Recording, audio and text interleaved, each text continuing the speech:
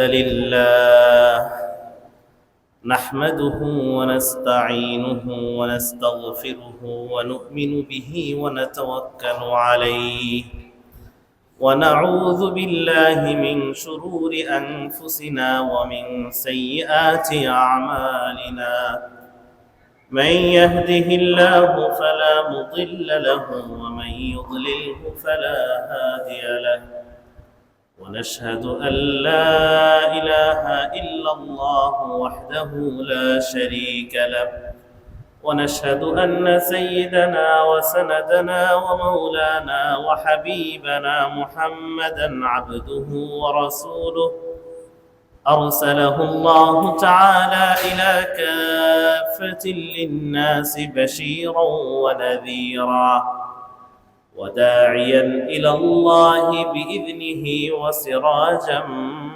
منيرا أما بعد فأعوذ بالله من الشيطان الرجيم بسم الله الرحمن الرحيم إن الله وملائكته يصلون على النبي يا أيها الذين آمنوا صلوا عليه وسلموا تسليما আমরা দুরূদ ইব্রাহিম পড়ি اللهم صل على محمد وعلى آل محمد كما صليت على إبراهيم وعلى آل إبراهيم إنك حميد مجيد اللهم بارك على محمد وعلى آل محمد كما باركت على إبراهيم وعلى آل إبراهيم إنك حميد مجيد يقول النبي صلى الله عليه وسلم صيام يوم عاشوراء إني أحتسب على الله أن يكفر السنة التي قبله أو كما قال النبي صلى الله عليه وسلم صدق الله العلي العظيم وصدق ما قاله النبي الكريم ونحن على ذلك من الشاهدين والشاكرين والذاكرين والحمد لله رب العالمين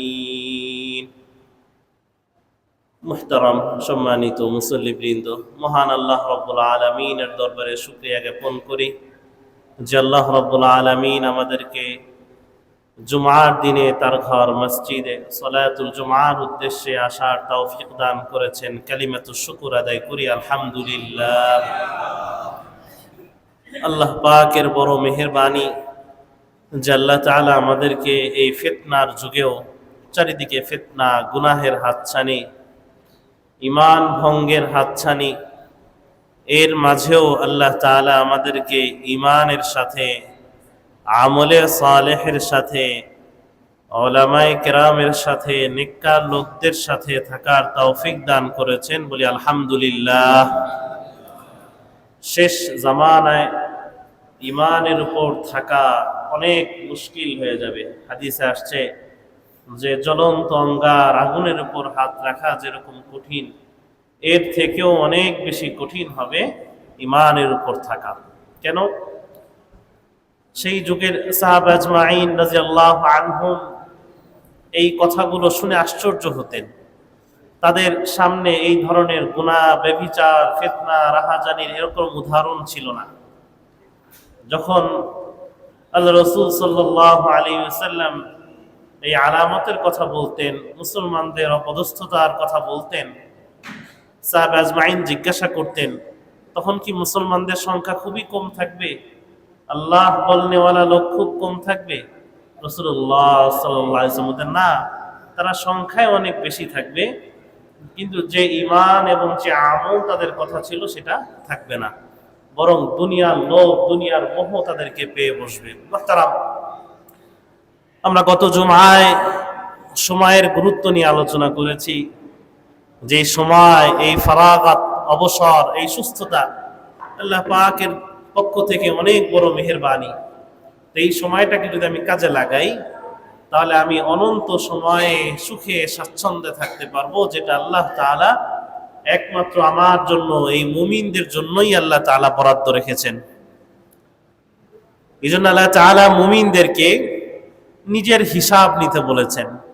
ইয়া আইয়ুহাল্লাযীনা আমানু, হে ঈমানদারগণ, ইত্তাকুল্লাহ, আল্লাহকে ভয় করো।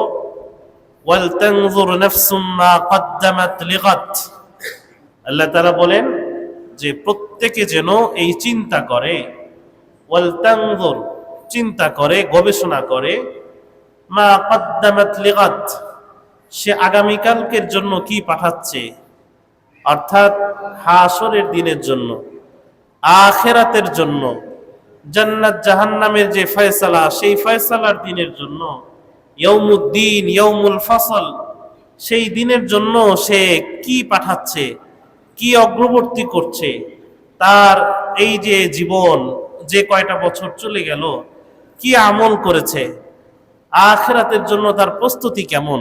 আল্লাহ তাআলা প্রত্যেকে নিজেকে নিয়ে চিন্তা, নিজেকে নিয়ে ফিকির করা, নিজেকে নিয়ে গবেষণা করতে বলেছেন, যে নিজের দিকে তাকাও। ওয়াফি আনফুসিকুম আফালা তুবসিরুন, তোমরা কি নিজের দিকে তাকাও না।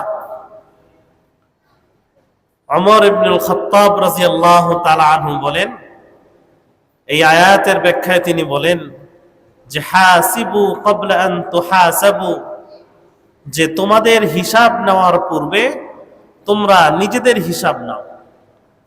হিসাব তো হবেই, আল্লাহ পাকের দরবারে তো দাঁড়াতে হবেই।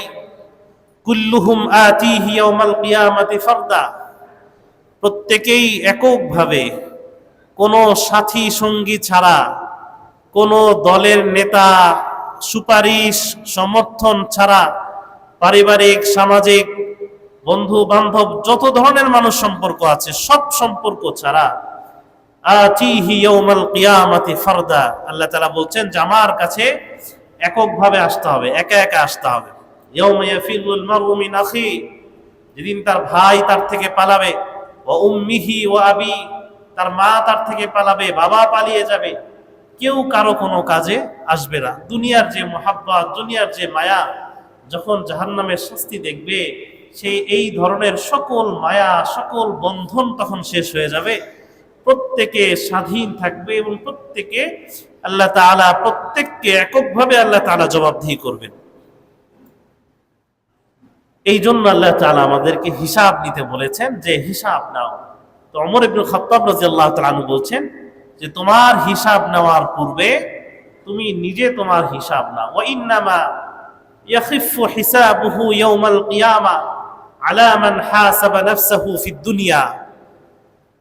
ওমর রাদিয়াল্লাহু তাআলা আনহু বলেন, তিরমিজি শরীফের হাদিস, রাসূলুল্লাহ সাল্লাল্লাহু আলাইহি ওয়াসাল্লাম থেকে তিনি শুনেছেন যে বান্দা দুনিয়াতে নিজের হিসাব নিবে, আখিরাতে তার জন্য হিসাব আল্লাহ তাআলা হালকা করে দিবেন, সহজ করে দিবেন। যদি আল্লাহ তাআলা হিসাব নেন, যার হিসাব আল্লাহ তাআলা নিবেন তার কার ক্ষমা নেই, তার আর রক্ষা নেই। বিনা হিসাবে কোনো একটা আমলের কারণে, কোনো আল্লাহ তাআলার বিশেষ রহমতের নজরের কারণে যদি কোনোভাবে পার পাওয়া যায়, সেই পার পাবে। কিন্তু যার হিসাব আল্লাহ তাআলা নেবেন, এই আশা না করি যে আমার হিসাব নেওয়া হবে, আমি সহজভাবে হিসাব দিব। আল্লাহ তাআলার কাছে হিসাব দেওয়া, আমার সময়ের হিসাব দেওয়া, আমলের হিসাব দেওয়া এত সহজ না। যে যার হিসাব নেওয়া হবে সেই বিপদগ্রস্ত। তো দোয়া করতে হবে আল্লাহ তাআলা যেন আমাদেরকে কোন এক আল্লাহ তাআলা রহমতের নজরে, কোন একটা আমলের জন্য আল্লাহ তাআলা আমাদেরকে খুশি হয়ে, কোন এক ফাঁক ফোকরে আল্লাহ তাআলা যেন আমাদেরকে বেহিসাব নাজাত দিয়ে দেন, এই দোয়া করতে হবে। তো প্রত্যেকটা জিনিস, বান্দার প্রত্যেকটা জিনিস সংরক্ষিত। এমন কোনো ভাবার উপায় নেই যে আমি হয়তো এই বিষয়ে হয়তো আমি জিজ্ঞাসিত হব না, এই বিষয়ে হয়তো আল্লাহ তাআলার সামনে হাসরের ময়দানে উপস্থাপিত হবে না, এমন ভাবার সুযোগ নেই। কোরআনে অসংখ্য আয়াতে আল্লাহ তাআলা এই বিষয়গুলো স্পষ্ট করেছেন যে মা ইয়ালফিযু মিন কওল ইল্লা লাদাইহি রাকিবুন আতীদ, যে মানুষ যে শব্দই উচ্চারণ করে না কেন, তার প্রত্যেকটা শব্দ সংরক্ষণের জন্য এরকম পাহারাদার শক্তিশালী ফেরেশতা নিযুক্ত আছে। সে যেই শব্দই উচ্চারণ করেন না কেন, মা ইয়ালফিযু মিন কওলিন, তার প্রত্যেকটা উচ্চারিত শব্দ এরকম সংরক্ষিত হয়। ফামান ইয়ামাল মিসকালা যাররাতিন খায়রান ইয়ারা, ওয়া মান ইয়ামাল মিসকালা যাররাতিন শাররান ইয়ারাহ, একটা ভালো কাজ করলে, যাররা পরিমাণ ভালো কাজ করলেও সে হাসরের ময়দানে সেটা উপস্থিত পাবে, দেখতে পাবে। একইভাবে যাররা পরিমাণ মন্দ আমল করলেও হাসরের ময়দানে সে সেটা তার সামনে উপস্থাপিত পাবে, দেখতে পাবে। ইয়াউমাইযিন তু'রাদুন লা তাখফা মিনকুম খাফিয়া, আল্লাহ তাআলা বলছেন যে সেদিন তোমাদেরকে যখন আল্লাহ তাআলার সামনে উপস্থাপন করা হবে, লা তাখফা মিনকুম খাফিয়া, কোনো জিনিসই গোপন থাকবে না, কোনো জিনিসই গোপন থাকবে না। এমনকি যে মানুষ আশ্চর্য হয়ে জিজ্ঞাসা করবে, সূরা কাহফে আছে, ওদি আল কিতাব, যখন সে আমলনামা হাতে পাবে, ফাতারাল মুজরিমিন মুশফিকিন মিম্মা ফি ওয়া ইয়াকুলুন ইয়া ওয়াইলাতানা মা লিহাদাল কিতাব লা ইগাদিরু সাগীরা ওয়ালা কাবীরা ইল্লা আহসাহা। যে কেমন কিতাব, হায় আফসোস, এক আশ্চর্যজনক কিতাব, এই আমলনামা লেখা কিভাবে সম্ভব হলো যে এত খুঁটিনাটি বিষয়, লা ইগাদিরু সাগীরা ওয়ালা কাবীরা, একটা ছোট বিষয়ও বাকি রাখে নাই, একটা বড় বিষয়ও বাকি রাখে নাই। খুব সামান্য বিষয়, যেটাকে হয়তো আমি গুনাহ মনে করি নাই, অপরাধী মনে করি নাই, কিন্তু আরেকজনের হক নষ্ট হয়েছে, কেউ কষ্ট পেয়েছে, কারো সামান্য সম্পত্তি খোয়া গিয়েছে, আমার অবস্থানের কারণে, আমার সমর্থনের কারণে বা আমার হস্তক্ষেপের কারণে কেউ কষ্ট পেয়েছে, কারো কোনো ক্ষতি হয়েছে যেটাকে আমি পরোয়া করি নাই, সেই বিষয়ে ছোটখাটো বিষয় যেটা আমি ছোটখাটো বলছি সেটাও কিন্তু হাসরের ময়দানে আমার সামনে উপস্থাপন করা হবে। মানুষ অজুহাত দিতে চাবে যে আল্লাহ আমি তো এই কাজ করি নাই। দুনিয়াতে মানুষ অজুহাত দেয়, তো সিসিটিভি ফুটেজে ধরা পড়ে, সাক্ষ্য প্রমাণ দিয়ে ধরা পড়ে, হ্যাঁ, তো আল্লাহ তাআলা বলেন যে আমি তোমার শরীরের মাঝেই আমি অসংখ্য সাক্ষী রেখে দিয়েছি। সূরা ইয়াসিনে দেখেন আল্লাহ তাআলা বলছেন আল ইয়াওমা নাখতিমু আলা আফওয়াহিহিম, যখন মিথ্যা অজুহাত দেওয়া শুরু করবে আল্লাহ তাআলা বলেন যে আমি তাদের মুখ বন্ধ করে দিব, মুখে সিল মোহর মেরে দিব। ওয়া তুকাল্লিমুনা আইদিহিম ওয়া তাশহাদু আরজুলুহুম, তার হাত আমার সাথে কথা বলবে, তার পা আমার সাথে কথা বলবে।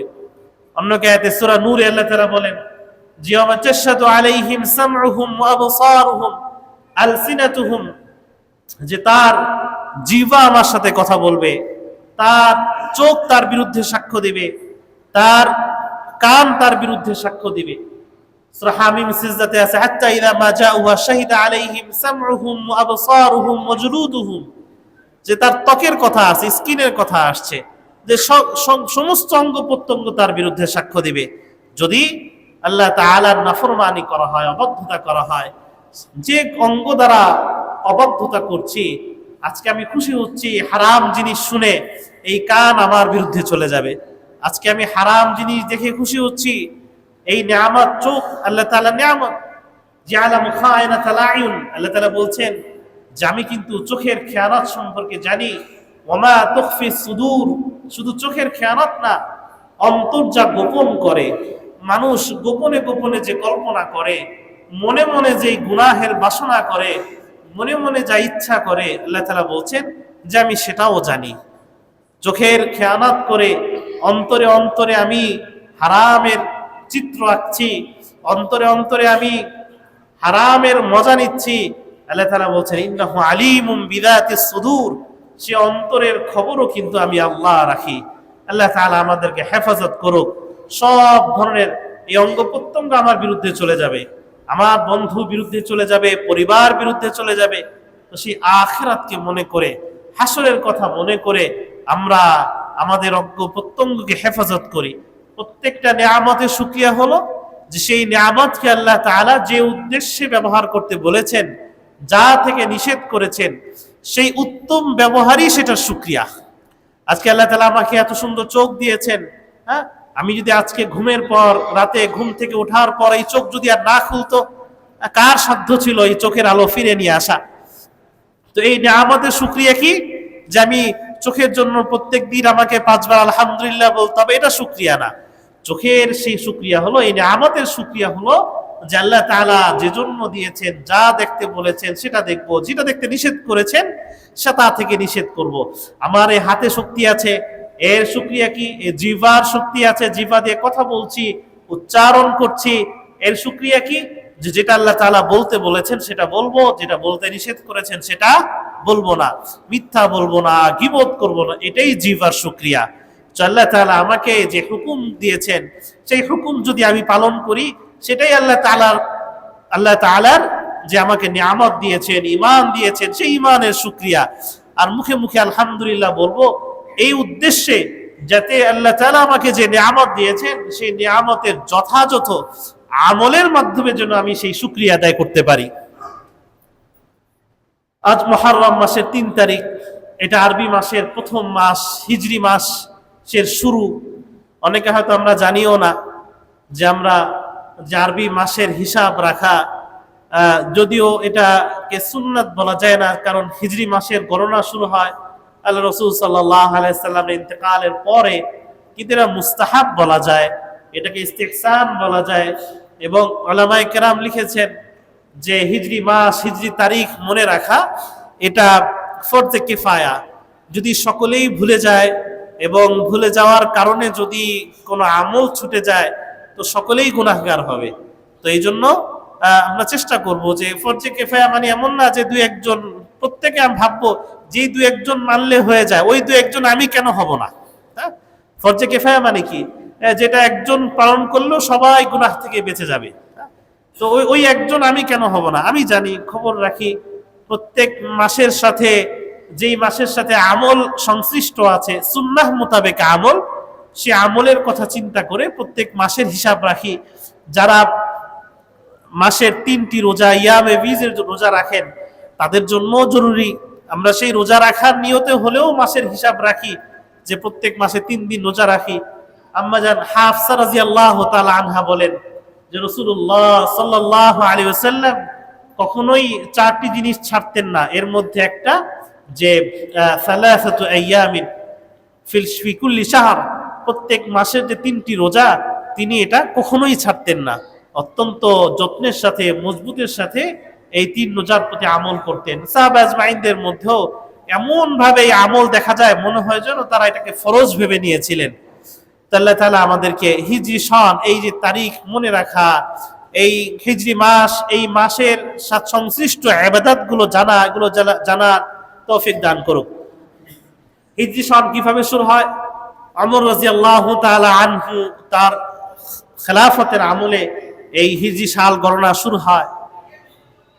যখন সাহাবা আজমাইনদের ব্যাপারে কথা আসে, কিছু বিষয় বলতে হয় যে আজকাল অনেকে চটি বই পড়ে অথবা অনলাইন থেকে কোনো শায়েখের মন্তব্য শুনে সাহাবাদের ব্যাপারে এমন মন্তব্য করে বসে, যেটা আমরা কল্পনাও করতে পারি না। আফসোস হয় যে সে এই যুগে এসে কোরআন এবং হাদিসের মৌলিক নির্যাস জানার অভাবে আফসোসও হয় তাদের জন্য, যে বলে বসে যে হযরত ওমর রাদিয়াল্লাহু তাআলা আনহু এই বেদাত চালু করেছেন, নাউযুবিল্লাহি মিন যালিক।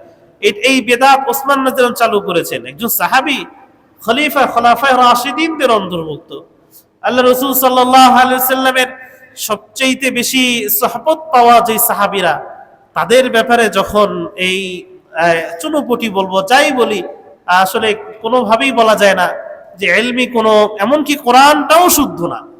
কোরআন যেটা একদম মৌলিক বিষয়, কোরআনও শুদ্ধ করতে পারে না, কিন্তু ইমামদের ভুল ধরে, সাহাবীদের ভুল ধরে। যে অমুক শাইখ থেকে শুনেছি, মুহাক্কিকিন যারা উলামায়ে কেরাম, যারা তাহকিক করেন, যারা মুতাদিল ইমাম, ভারসাম্য বজায় রাখেন, যারা ইলমের ব্যাপারে, শরীয়তের ব্যাপারে গভীর জ্ঞান রাখেন, তাদের কাছে না গিয়ে যারা দেখে দেখে, বাংলা দেখে দেখে লেকচার দিচ্ছে, হ্যাঁ, যারা একটু সেজে গুজে এসে বাইরের দেশ থেকে বিভিন্ন সার্টিফিকেট নিয়ে এসে লেকচার দিচ্ছে, দেখে দেখে লেকচার দিচ্ছে, যাদের নিজেদের কোরআন তেলাওয়াত শুদ্ধ না, মৌলিক ইলমের কোনো গভীর জ্ঞান নেই, তাদের থেকে ইলম নিয়ে সাহাবীদের সমালোচনা করছে। যে ওমর রাদিয়াল্লাহু তাআলা চালু করেছেন যে 20 রাকাত তারাবি, এটা বেদাত, এই বেদাত অমুক সাহাবী চালু করেছেন, বলেন নাউযুবিল্লাহি মিন যালিক। সাহাবীদের ব্যাপারে কথা বলার ক্ষেত্রে সাবধান। কোরআন যাদের প্রশংসা করে, কোরআন যাদের মাগফিরাতের ঘোষণা দেয়, কোরআন যাদের ব্যাপারে সর্বোচ্চ সন্তুষ্টির ঘোষণা দেয়, তাদের ব্যাপারে কথা বলতে গেলে মুখে লাগাম টানতে হবে। ইসলামের সৌন্দর্য, যে ইসলামের বিধানগুলোকে আল্লাহ তাআলা এমন ভাবে সাজিয়েছেন যে যাতে করে সেটা কোনো যুগে এসে পরিবেশের কারণে, প্রযুক্তিগত কারণে, যে কোনো কারণে সেটা যেন মানতে গিয়ে মানুষের কষ্ট না হয়, সেটা যেন সেকেলে না হয়ে যায় যে না এটা তো 1400 বছর আগের আমল, এখন মানা যাবে না, এমন যেন না হয়। এই জন্য ইসলামের বিধানগুলো আল্লাহ তাআলা এভাবেই দিয়েছেন। দেখেন একটা উদাহরণ দিচ্ছি, যে ইসলাম যদি পোশাকের ব্যাপারে নির্দিষ্ট কাপড়ের কথা বলে দিতেন, নির্দিষ্ট সুতার কথা বলে দিতেন, মানুষের জন্য কষ্ট হয়ে যেত। কোন মানুষ শীত প্রধান দেশে থাকে, গরম প্রধান দেশে থাকে। তো ইসলাম কাপড়ের ব্যাপারে কি করলো? নির্দিষ্ট কোন সুতার কথা, কাপড়ের স্টাইলের কথা বললো না, বরং কিছু বৈশিষ্ট্যের কথা বললো, যে কাপড় ঢিলা ঢালা হতে হবে, এত পাতলা হওয়া যাবে না যে শরীর দেখা যায়, এত টাইট ফিট হওয়া যাবে না যে অঙ্গ প্রত্যঙ্গ বোঝা যায়, আবার কাফেরদের সাথে সাদৃশ্য রাখা যাবে না। এমন কিছু উসুল দেওয়া গেল। তো ইসলাম কিছু উসুলের নাম, কিছু মৌলিক প্রিন্সিপালস এর নাম, যেটার উপর ভিত্তি করে নতুন নতুন মাসআলা আসে, ইমামগণ যেটার উপর ভিত্তি করে আমাদের আহুত যে সমস্যা বা যে সমস্যার কথা আজ থেকে 1000 বছর আগে ইমাম আবু হানিফা রাহমাতুল্লাহ আলাইহি, শাফি রাহমাতুল্লাহ আলাইহি এমন এমন সমস্যার সমাধান দিয়েছেন যে সমস্যাগুলো এখনো আসেই নাই, যে সমস্যাগুলো তৈরি হয় না, তারা ইসলামের এই মৌলিক উসুল নীতিমালার ভিত্তিতে সমাধান দিয়েছেন। সাহাবা আজমাইন রাদিয়াল্লাহু তাআলা আনহুম, তারাও আল্লাহ রাসূল সাল্লাল্লাহু আলাইহি ওয়াসাল্লাম থেকে যে মৌলিক উসুল শিখেছেন, যে নীতিমালা শিখেছেন, সেই নীতিমালার উপর ভিত্তি করে তা ফতোয়া দিতেন। আজকাল অনেকে মহিলাদের মসজিদে নামাজের জন্য অনেক বেশি জোর জবরদস্তি করে, যে না এটাকেই তারা ইসলামের একটা মৌলিক ভেবে তারা এটাকে প্রচার প্রসারণা করে, যে আল্লাহ রাসূল সাল্লাল্লাহু আলাইহি ওয়াসাল্লামের সময় নারীরা মসজিদে আসতেন, কিন্তু আমরা দেখি যে সাহাবা আজমাইনদের জমানায়, খোলাফায়ে রাশিদিনদের যুগেই খলিফাগণ, বড় বড় কিবারে সাহাবীগণ তাদের স্ত্রীদেরকে, কন্যাদেরকে এবং সাধারণ মহিলাদেরকে মসজিদে আসতে স্পষ্টভাবে নিষেধ করেছেন। কিসের ভিত্তিতে? উসুলের ভিত্তিতে। যে রাসূলুল্লাহ সাল্লাল্লাহু আলাইহি ওয়াসাল্লামের সময় তেমন ফিতনা ছিল না, তারা তাদের যুগেও, সাহাবীদের যুগেও এত বেশি ফিতনা ছিল না, তবুও তারা ফিতনার কথা চিন্তা করে নারীদেরকে জনসমাগমে ঈদের নামাজ, জুমার নামাজে আসতে নিষেধ করেছেন। তারা সেটাকে ইসলামের শরিয়াতের অন্তর্ভুক্ত করে নিয়েছেন, সেটাও শরিয়াত। রাসূলুল্লাহ সাল্লাল্লাহু আলাইহি ওয়াসাল্লামের ইন্তেকালের পরে সাহাবে আজমাইনদের ঐক্যমতে যদি কোনো বিধান আসে, সেটাও শরিয়াত। আল্লাহ রাসূল সাল্লাল্লাহু আলাইহি ওয়াসাল্লামের সরাসরি কথা সুন্নাহ মানা যেমন আবশ্যক, সাহাবে আজমাইনদের ইজমা মানাটাও আবশ্যক। কারণ তারা নিজের থেকে কিছু বলেননি, তারা যেটা বলেছেন উসুলের ভিত্তিতে বলেছেন, সেটাও শরিয়াত। তো ইসলামী শরিয়াত সম্পর্কে জ্ঞান না থাকার কারণে, সংকুচিত মনোভাব থাকার কারণে এবং ইসলামের মৌলিক স্পিরিট না জানার কারণে তার ইমামদের সম্পর্কে বিশুদ্ধার করে, সাহাবীদের সম্পর্কে বিশুদ্ধার করে। তো যেটা বলছিলাম, যে সাহাবীদের ব্যাপারে কোনো কথা বলার আগে, শরিয়াতের ব্যাপারে কোনো কথা বলার আগে আপনাকে যথেষ্ট সেই বিষয়ে জানাশোনা থাকতে হবে, ইসলামের মৌলিকতা বুঝতে হবে। যারা মুহাক্কিকিন উলামায়ে কেরাম, যারা সাহাবা আজমাইনদের সান্নিধ্য পেয়েছেন, সেই ইমামগণ, তাদের বিরুদ্ধে কথা বলার আগে আপনাকে সতর্ক হতে হবে। আপনাকে গভীর জ্ঞান অর্জন করতাম, মন চাইলো বলে দিলাম, কারো একটা কথা শুনে বলে দিলাম না, কোন ক্ষেত্রে আমার ঈমানও চলে যেতে পারে। আমি শরিয়াত সম্পর্কে আমি একটা হাদিস জানি, আমি বলে দিলাম, এর বিপরীতে অন্য একটা হাদিস আসলো, আমি বলে দিলাম যে না এটা হাদিসেই নাই, সেটাকে অস্বীকার করে বসলাম সংকুচিত দৃষ্টিভঙ্গির কারণে, তখন তো গুনাহ হয়ে গেল, আল্লাহ রাসূল সাল্লাল্লাহু আলাইহি ওয়াসাল্লামকে অপবাদ হয়ে গেল।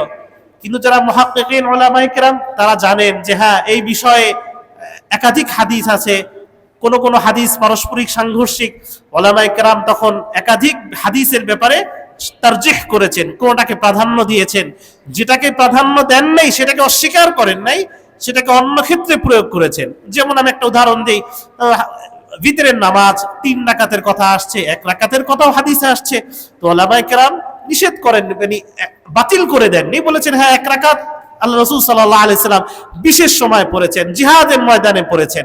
কিন্তু কিবারে সাহাবী থেকে প্রমাণিত হয় যে স্বাভাবিক সময়ে তিনি মসজিদে নববীতে স্বাভাবিক সময় তিনি 3 রাকাত পড়েছেন। তো এই যে আমি যে অন্য একটা মতকে না মানলাম, সেটাকে তো অস্বীকার করলাম না, সেটাকে আমি তারজিহ দিলাম, একটি থেকে আরেকটাকে প্রাধান্য দিলাম। উলামায়ে কেরাম এই কাজ করে। কিন্তু যারা জানে না, যারা এই বাংলা বই পড়ে অনলাইন থেকে লেকচার শুনে আন্তাজে ফতোয়া দেয়। তারা কি করে, তার একটা আমলকে রেখে আর বাকি আমলগুলোকে অস্বীকার করে, সেটা যে আল্লাহ রসুল সাল্লাল্লাহু আলাইহি ওয়াসাল্লাম থেকে আসা সেটা অস্বীকার করে। এই অস্বীকার করার কারণে সে ভুলের মধ্যে থাকে। এই জন্য উলামায়ে কেরামের সান্নিধ্য অত্যন্ত জরুরি।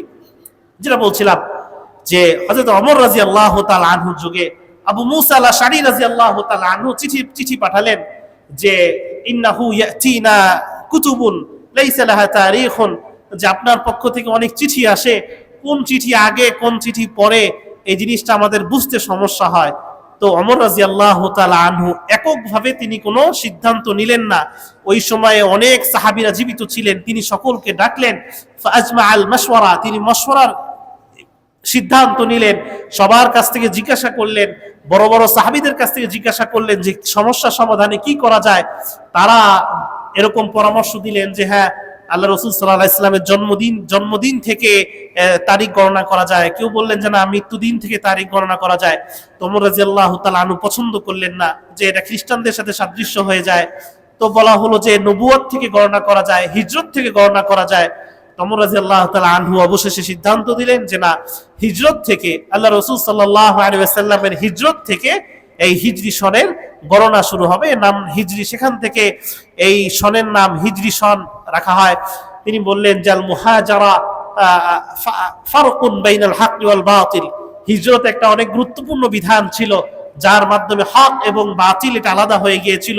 যে একদল মুসলমান আল্লাহর জন্য, আল্লাহর রাসূলের জন্য তাদের ঘর পরিবার পরিজন সম্পত্তি সবকিছু ত্যাগ করে একমাত্র আল্লাহ তাআলার জন্যই তারা আল্লাহ রসুল সাল্লাল্লাহু আলাইহি ওয়াসাল্লামের সাথে মক্কা থেকে সবকিছু ছেড়ে দিয়ে ত্যাগ করে মদিনায় গিয়েছিল।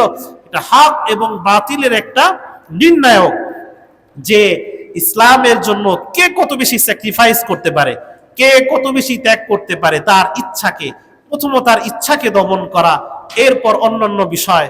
এই জন্য যারা মুহাজির, যারা হিজরত করে, তাদের বিধানও তাদের সব অনেক বেশি। আল্লাহ পাকের সাথ করেন ওয়াল্লাযীনা হাজারু ফিল্লাহ মিন বাদি মা যুলিমু লানুবাউইআন্নাহুম ফিদ দুনিয়া হাসানা ওয়া লাআজরুল আখিরাতি আকবার। যারা জুলুমের শিকার হয়ে এরকম এক স্থান থেকে আরেক স্থানে হিজরত করলো, দুনিয়াতেও আমি তাদেরকে উত্তম প্রতিদান দিব, আর আখিরাতে তাদের জন্য রয়েছে বিরাট প্রতিদান, তাদের জন্য জান্নাতের সুসংবাদ দেওয়া হয়েছে। মুহতারাম, সেখান থেকেই হযরত ওমর রাদিয়াল্লাহু তাআলা আনহু এই উদ্যোগের ফলে হিজরি শহরের শুরু হয়। এই হিজরি শহরের প্রথম মাস মুহররম, এই মুহররমকে শাহরুল্লাহ বলা হয়েছে। শাহরুল্লাহ, আল্লাহ তাআলার মাস।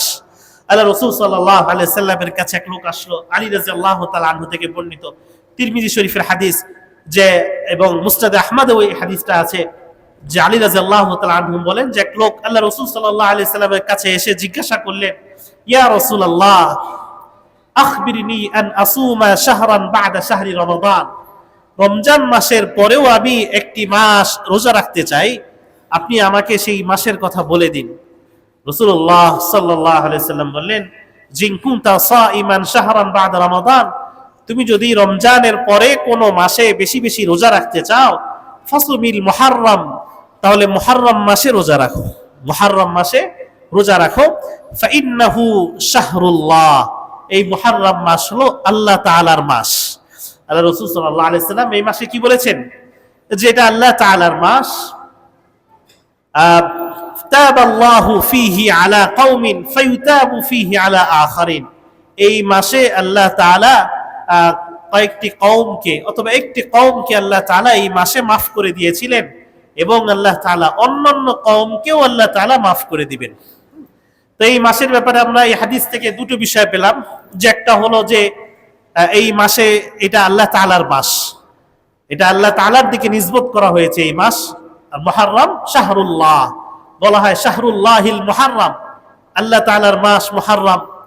এবং আল্লাহ রাসূল সাল্লাল্লাহু আলাইহি ওয়াসাল্লাম এই মাসে বেশি বেশি, শুধু এই মাসের দশম দিন আশুরা, আমরা জানি যে আশরুন 10 থেকে এসেছে, দশম দিন আশুরা, যে এই দশম দিনেই না, এই মাসে যে কোনো দিন আমরা বেশি বেশি রোজা রাখার চেষ্টা করব।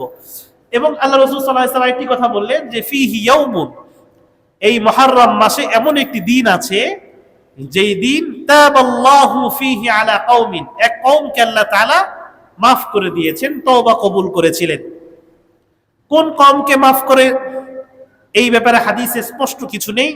উলামায়ে কেরাম ব্যাখ্যা করেছেন যে কোরআনে আছে যে আল্লাহ তাআলা একটি কওমকে আযাব উঠিয়ে নিয়েছিলেন, সেই কওম হলো কওম ইউনুস, হযরত ইউনুস আলাইহিস সালামের যে কওম। ফালাউলা কানাত ক্বরিয়াতুন আমানাত ফানাফাআহা ঈমানুহা ইল্লা কওমা ইউনুস, যে প্রত্যেক কওম, যে কোনো কওম পূর্ববর্তী যাদের উপর শাস্তি আসার কথা ছিল, প্রত্যেকের উপরই শাস্তি এসেছে। আমরা জানি হুদ আলাইহিস সালামের কওমের প্রতি শাস্তি এসেছে, সালেহ আলাইহিস সালামের কওমের উপর শাস্তি এসেছে, মূসা আলাইহিস সালামের কওমের উপর শাস্তি এসেছে। যখনই শাস্তি এসেছে সকলে ধ্বংস হয়ে গিয়েছে। ব্যতিক্রম হলো কওম ইউনুস। ইউনুস আলাইহিস সালামের কওম যখন দেখতে পেল যে শাস্তি আসবে, এমন সময় তারা সবাই তওবা করলো।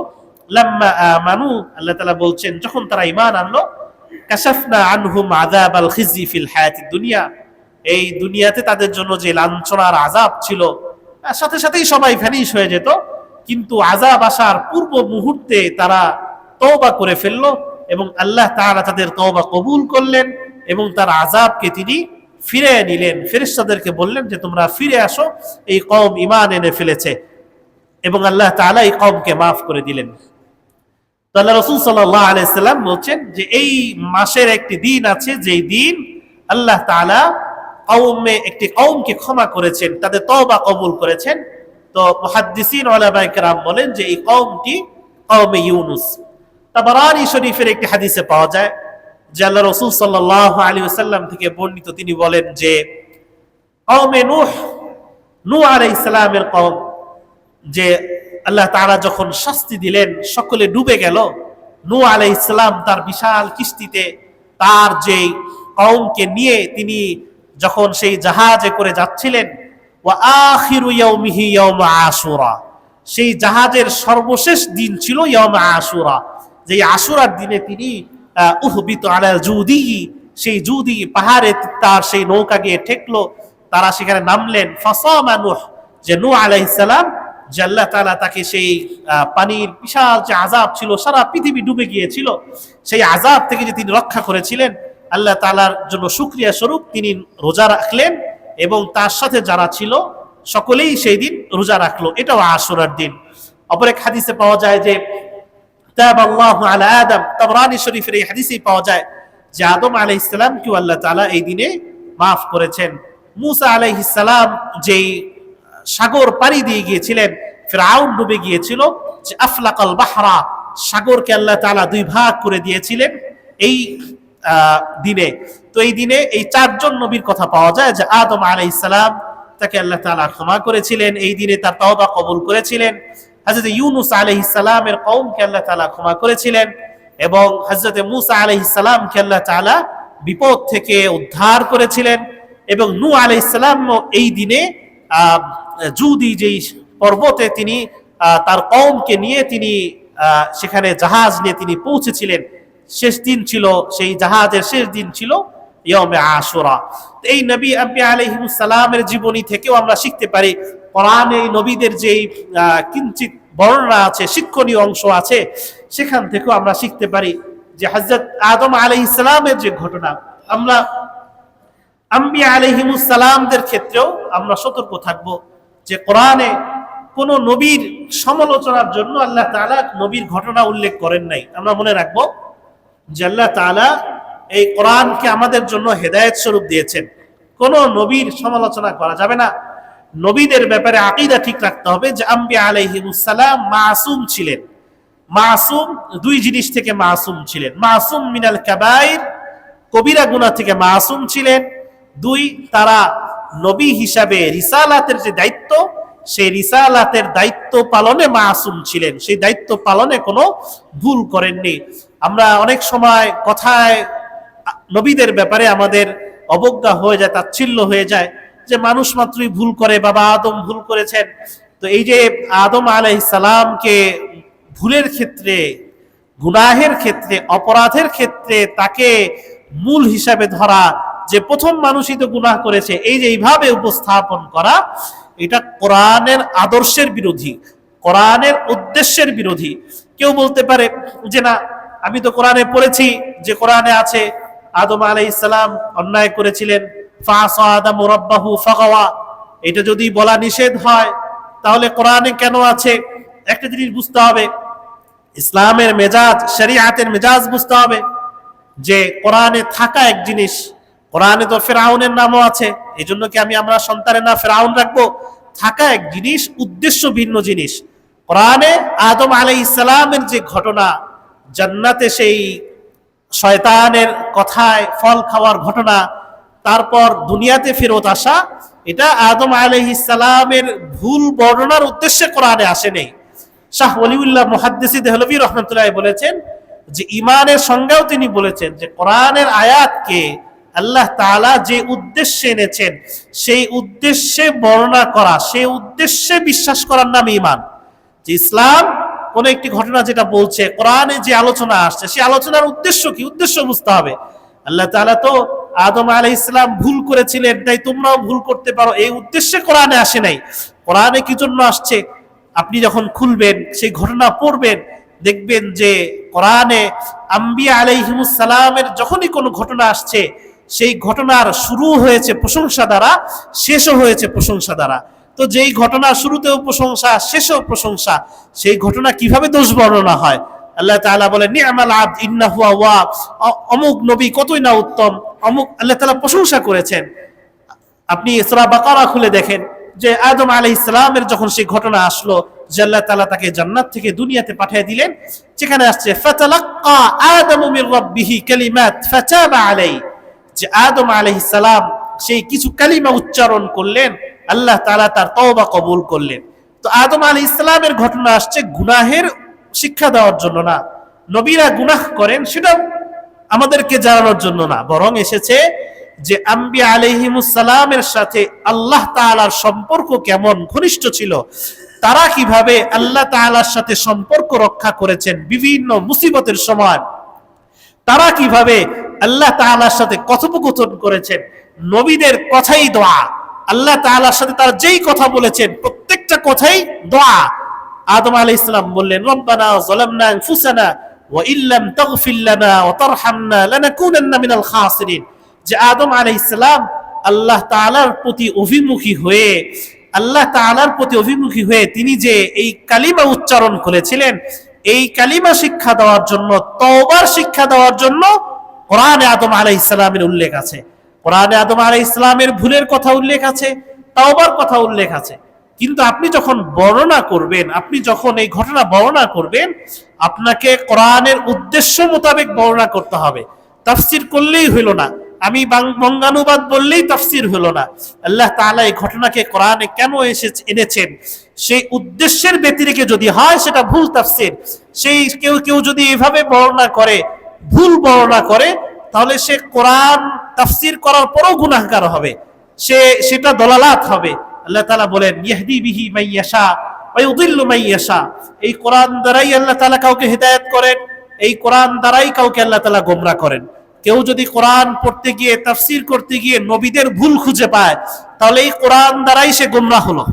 কেউ যদি আসল আল্লাহ তাআলা যেটা উদ্দেশ্য করেছেন সেটা বুঝে, তো এই কোরআন থেকে সে হিদায়াত পেল। তো আদম আলাইহিস সালামকে আল্লাহ তাআলা এই দিনে তার তওবা কবুল করেছেন।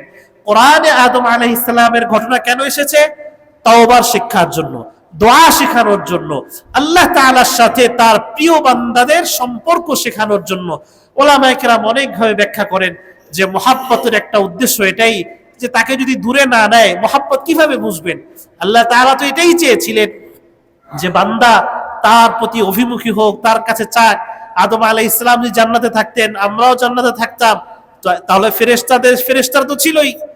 মানুষ যে উদ্দেশ্যের, আল্লাহ তাআলার উদ্দেশ্যই ছিল এটা যে বান্দা তার মধ্যে গুনাহের বিভিন্ন থাকবে, আগ্রহ থাকবে, কিন্তু সে গুনাহ না করে আল্লাহ তাআলার অবাধ্য না হয়ে আল্লাহর অভিমুখী হবে। তো এটা তো আল্লাহ তাআলারই প্ল্যান ছিল। তো আমি কিভাবে নবীদের ব্যাপারে বিশুদ্ধগার করি? কোন আম্বিয়া আলাইহিমুস সালাম, কোন নবীর ব্যাপারে বিশুদ্ধগার করা যাবে না।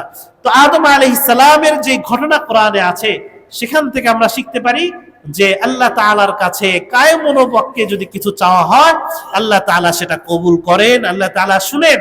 আমি কেন এই কথা বলি যে প্রথম মানুষ গুনাহ করেছে, মানুষ গুনাহ করতে পারে, এইটা কেন বলি না যে প্রথম মানুষকে আল্লাহ তাআলা তার তওবা কবুল করেছেন, প্রথম মানুষের আল্লাহ তাআলা কথা শুনেছেন, আল্লাহ তাআলা আমারও কথা শুনবে। আমি কেন এটা বলি না যে আদম আলাইহিস সালামের তওবা আল্লাহ তাআলা কবুল করেছেন, আল্লাহ তাআলা আমারও তওবা কবুল করবেন। তখন যে আল্লাহ ছিলেন, এখনো আছেন। আদম আলাইহিস সালাম দোয়া করেছিলেন, রব্বানা যালামনা আনফুসানা ওয়া ইল্লাম তাগফির লানা ওয়া তারহামনা লানাকুনান্না মিনাল খাসিরিন। হে আল্লাহ, আমরা তো নিজেদের উপর জুলুম করে ফেলি, আপনি যদি ক্ষমা না করেন, ওয়া ইল্লাম তাগফির লানা ওয়া তারহামনা, আপনি যদি ক্ষমা না করেন, আপনি যদি রহম না করেন, তাহলে আমরা তো ক্ষতিগ্রস্ত হয়ে যাব। তো এই দোয়া আমরা করব, এই দোয়ার ভাব বুঝবো। তওবার যে মূল উদ্দেশ্য, নিজে অনুতপ্ত হওয়া, আল্লাহ তাআলার কাছে ছোট হওয়া, আল্লাহ তাআলার কাছে অনুতপ্ত হয়ে অনুশোচনার সাথে নিজের কৃতকর্মের জন্য দোয়া করা এবং মাফ চাওয়া, এবং এই প্রতিজ্ঞা করা যে আল্লাহ, আমি আর এই গুনাহ করব না, আর আমি হারামের দিকে যাব না। এইভাবে যখন কেউ তওবা করে, অবশ্যই আল্লাহ তাআলা সেই তওবা শুনেন এবং আল্লাহ তাআলা কবুল করেন। একইভাবে নূহ আলাইহিস সালামের যে ঘটনা আসছে, সেখানেও আমাদের জন্য শিক্ষা আছে। নূহ আলাইহিস সালাম আল্লাহ তাআলাকে দোয়া করেছেন, রব্বি আন্নী মাগলুবুন ফান্তাসির, হে আল্লাহ, আমি তো পরাজিত, আমি আর পারছি না, আপনি আমাকে সাহায্য করুন। আল্লাহ তাআলা তাকে সাহায্য করেছেন, সারা পৃথিবীকে আল্লাহ তাআলা ডুবিয়ে দিলেন, শাস্তি দিলেন। কিন্তু নূহ আলাইহিস সালামকে আল্লাহ তাআলা বিশেষ রহমতে, তার সেই আল্লাহ তাআলা বিশেষ করুণার ফলে আল্লাহ তাআলা সেই কওমকে উদ্ধার করলেন। সেখানে সবাই ছিল, কিন্তু নূহ আলাইহিস সালাম তার ঘরের লোকেরাই তার কথা শুনলো না। তার এক ছেলে তার কথা শুনেনি। সে কি বলল? সে বলল, সাআবি ইলা জাবালি ইয়াসিমুনি মিনাল মা, আমি পাহাড়ের উপর উঠব, এই পাহাড় আমাকে পানি থেকে রক্ষা করবে। বন্যা হচ্ছে, বৃষ্টি হচ্ছে, আমি পাহাড়ের উপর উঠব। তার স্ত্রীও তার কথা শুনলো না। আল্লাহ তাআলা স্ত্রীকেও তুলনা দিলেন, যেটা কাফেরদের উদাহরণ। দরাবাল্লাহু মাসালাল লিল্লাযিনা কাফারু ইমরাআতা নূহ কানাত তাহতা ইবাদাতি সালিহিন, যে তারা আমার দুই বান্দার অধীনে ছিল, লূত আলাইহিস সালামের স্ত্রী এবং নূহ আলাইহিস সালামের স্ত্রী, তারা দুজনেই জাহান্নামী। তো তার ছেলে যখন বলল যে সাআউই ইলা জাবালি ইয়াসিমুনি মিনাল মা, যে আমি পাহাড়ে আশ্রয় নিব, নূহ আলাইহিস সালাম বলে, লা আসিমাল ইয়াওমা মিন আমরিল্লাহ ইল্লা মান রাহিম, আজকে পাহাড়ও তোমাকে রক্ষা করতে পারবে না। লা আসিমাল ইয়াওমা মিন আমরিল্লাহ মান রাহিম, যে আজকে কোনো পাহাড়, কোনো কিছুই তোমাকে আজকে রক্ষা করতে পারবে না। যখন পানি আসলো, পানি বাড়তে বাড়তে সেই পাহাড়ও ডুবে গেল, তার স্ত্রী সন্তান সে আযাবের মধ্যে নিপতিত হলো। তাহলে এর দ্বারা আমরা কি বুঝলাম? যে আল্লাহ তাআলা যদি আমাকে শাস্তি দিতে চান, আল্লাহ তাআলা যদি আমাকে গুমরাহ করতে চান, কেউ আমাকে হিদায়াত দিতে পারবে না। তা বেশি বেশি আল্লাহ তাআলা রহমতে তালাশ করা, আল্লাহ তাআলা রহমতে তালাশ করা। আম্বিয়া আলাইহিমুস সালাম কিভাবে আল্লাহ তাআলাকে ডাকতেন, ইয়াদউনা রাব্বাহুম রাগাবান ওয়া রাহাবা। সূরা আম্বিয়াতে আল্লাহ তাআলা অনেক নবীর আলোচনা করলেন, আলোচনার ফিনিশিং এইভাবে টানলেন, ইয়াদউনা রাব্বাহুম রাগাবান ওয়া রাহাবা, যে আমার যারা প্রিয় বান্দা, এই যে আম্বিয়া আলাইহিমুস সালাম, নবীগণ, তারা আমাকে ডাকতো ভয়ের সাথে, ভালোবাসার সাথে। আল্লাহ তাআলাকে তারা যেমন সর্বোচ্চ ভয় করতেন, একইভাবে সর্বোচ্চ ভালোবাসতেন।